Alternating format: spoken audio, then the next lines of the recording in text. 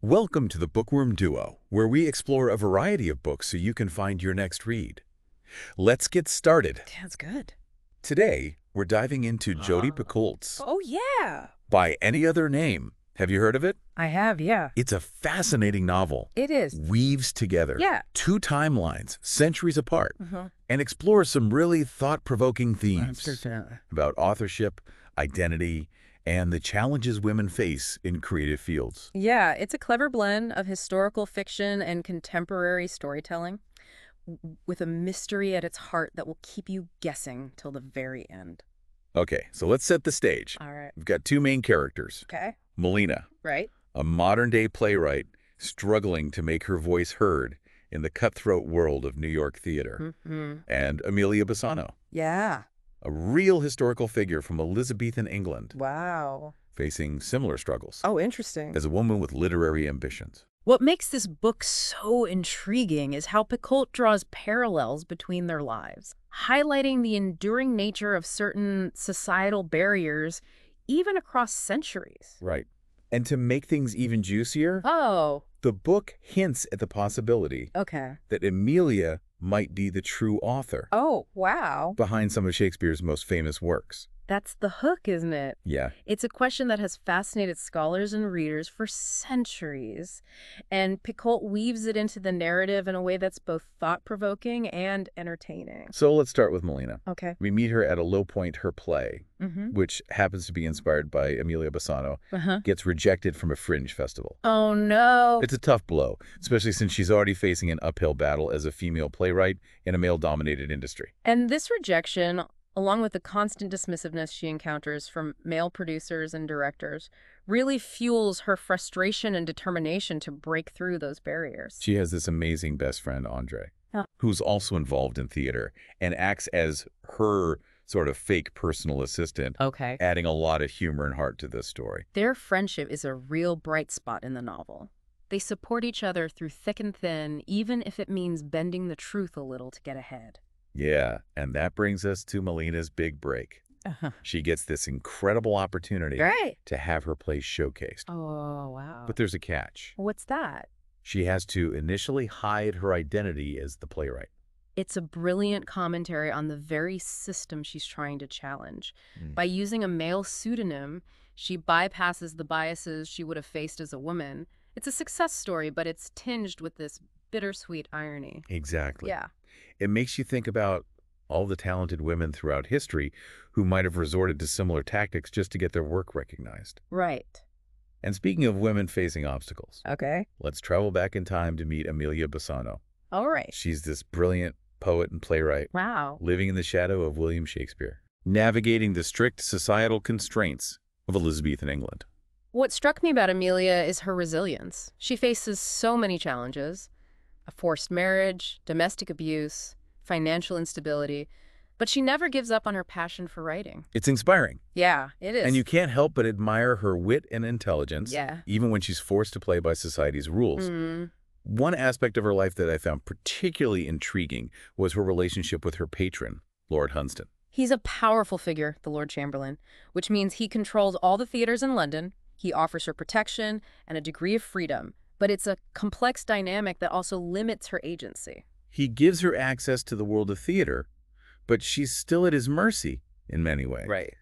And then there's her forbidden love affair Oh. with the Earl of Southampton, a passionate and dangerous relationship that mirrors themes found in Shakespeare's own sonnets. It adds this layer of romance and intrigue to the story, and it also makes you wonder about the real-life inspiration behind some of those famous sonnets. Right. It makes you question how much of Shakespeare's work might have been influenced by the women in his life. And speaking of influence, Okay. Emilia also has a close friendship Oh, wow. with playwright Christopher Marlowe, who Oh, recognizes and encourages her talent. that's great. So we have Emilia, this incredibly talented woman, Right. surrounded by these influential figures in the theater world, a detail that becomes quite significant when we start to consider the mystery of authorship that Picoult weaves throughout the novel. Yeah. It really does make you wonder, doesn't it? I mean, Yeah. could a woman, specifically Emilia, Right. have been the hidden genius behind some of the works we attribute to Shakespeare? That's the million-dollar question, Yeah. isn't it? And Picoult does a fantastic job of presenting both sides of the argument, leaving the reader to draw their own conclusions. Yeah. What are some of the clues that point to Emilia's potential involvement? Well, one of the most compelling arguments is simply her undeniable talent. We see it in her poetry, Uh-huh. her sharp wit, her deep understanding of human nature. All qualities that we often associate with Shakespeare's writing. And it's not just talent, right? No. She has those connections to the Elizabethan theater world thanks to Lord Hunsdon. Right. He had the power to make or break a playwright's career. Exactly. And remember, women in that era faced immense societal pressure to conform. Oh, yeah. Writing plays, especially for public performance, would have been considered scandalous for a woman of Emilia's standing. So it's not a stretch to imagine that she might have used a male name. Right. Or worked through intermediaries to get her plays produced. It's a pattern we see mirrored in Melina's story, too. Yes. With her decision to use a male pseudonym. Mm. It highlights the enduring nature of these challenges, even centuries apart. It makes you think about all the women throughout history whose voices might have been silenced or whose contributions might have been attributed to others. Absolutely. Yeah. And the book doesn't shy away from exploring the arguments against Emilia's authorship either. Right. Some might say there's no concrete evidence. To directly link her to Shakespeare's plays. Mm. It's all circumstantial. And some argue that her writing style, Right. while impressive, Yeah. doesn't quite match up to Shakespeare's. Okay. But then again, style is subjective, isn't it? Right. And we have to consider that even if she didn't write the plays outright, Uh-huh. she might have collaborated with Shakespeare or contributed to them in some way. That's a really interesting point. Yeah. Collaboration and ghostwriting were fairly common practices in Elizabethan theater.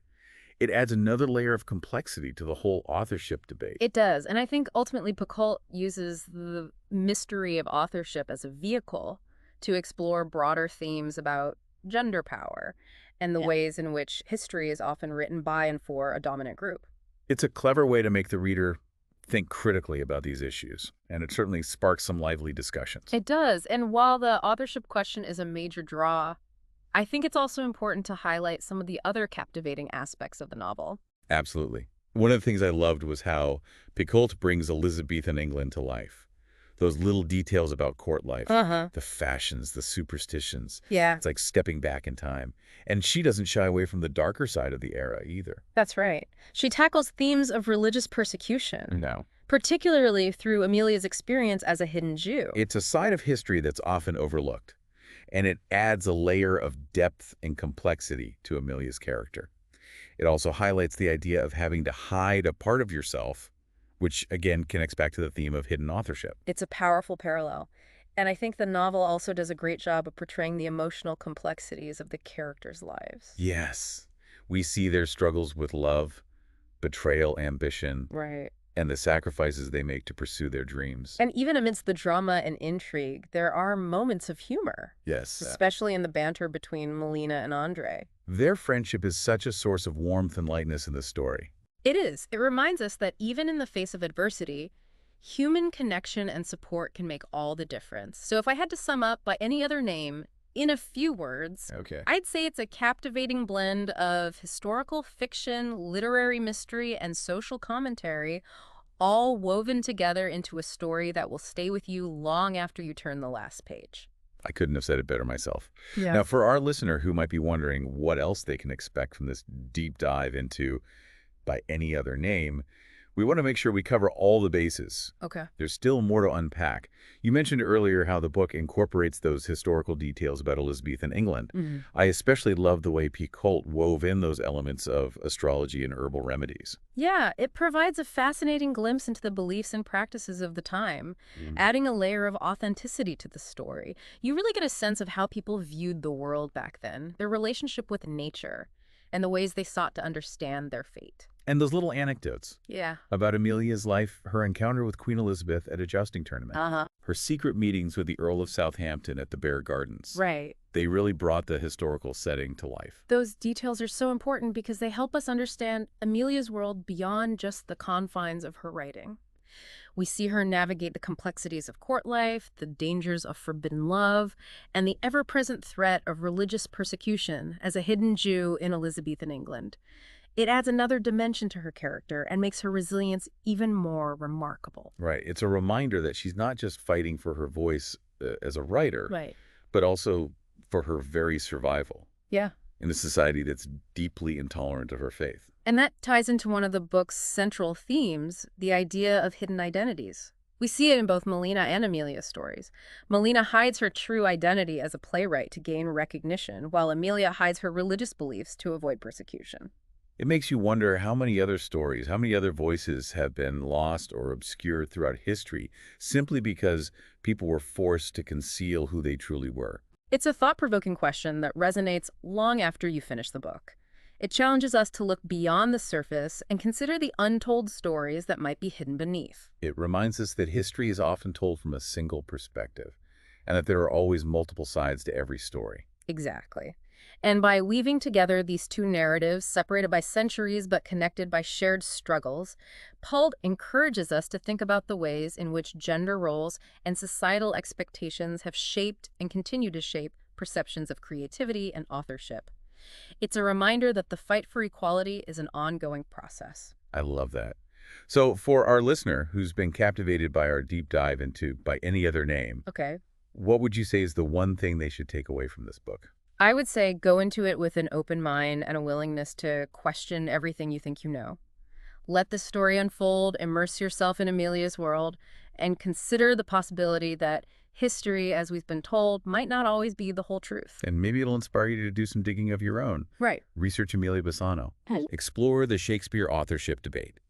Definitely. Or delve deeper into that fascinating world of Elizabethan England. The journey of discovery is just as rewarding as the destination.